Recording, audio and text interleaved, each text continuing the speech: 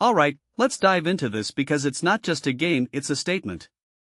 Carlton's massive 76-point upset over Brisbane is one of those moments that makes you sit up and say, wait, did that really just happen? And personally, I think this is more than just a win, it's a turning point for the Blues and a wake-up call for the Lions. Here's why. First off, let's talk about the sheer scale of this victory. Carlton didn't just win, they dominated. A 24.10, 154, to 11.12, 78, scoreline is no fluke. What makes this really interesting is how the Blues did it. It wasn't just one player carrying the team, it was a collective effort. 16 individual goal kickers? That's insane.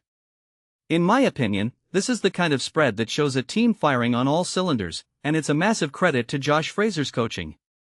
If you take a step back and think about it, this result doesn't just boost Carlton's wildcard chances, it puts Fraser's name in lights for the permanent coaching gig. Now, let's zoom in on the players because there are some standout performances here.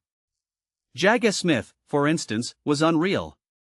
28 disposals, 12 score involvements, and 2 goals in just his 20th AFL match? That's not just impressive, it's next level. What many people don't realize is how rare it is for a young player to have that kind of composure under pressure. And then there's George Hewett, who was everywhere with 33 touches and 8 clearances. These guys weren't just playing, they were dictating the game. One thing that immediately stands out is how Carlton's young guns and veterans combine seamlessly. It's like they've found a rhythm that's both exciting and dangerous. But let's not forget the emotional highlight of the night, Harry Dean's first AFL goal. As a father-son recruit, Dean's story is already special, but this moment? It's the stuff dreams are made of.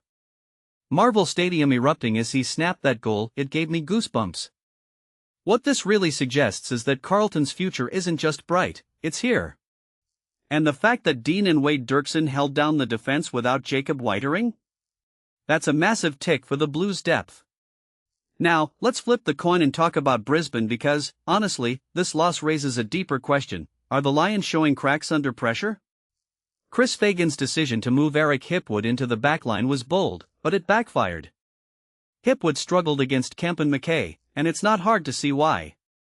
Those two are aerial monsters, and putting Hipwood out of position just exposed Brisbane's vulnerability. A detail I find fascinating is how injuries are piling up for the Lions. Coleman's concussion, Lester's shoulder, these aren't minor issues.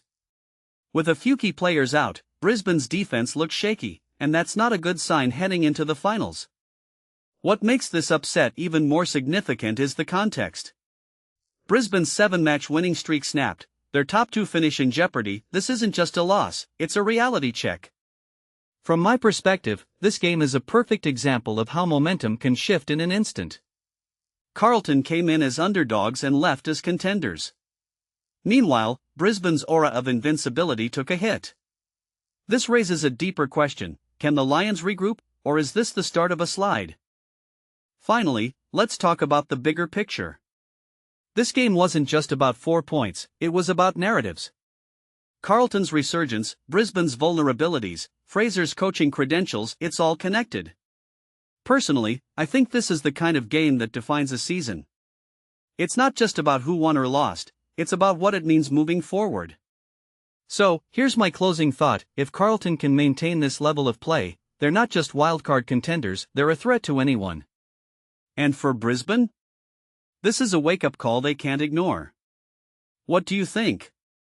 Is Carlton the real deal, or is this just a one-off? Let me know in the comments below.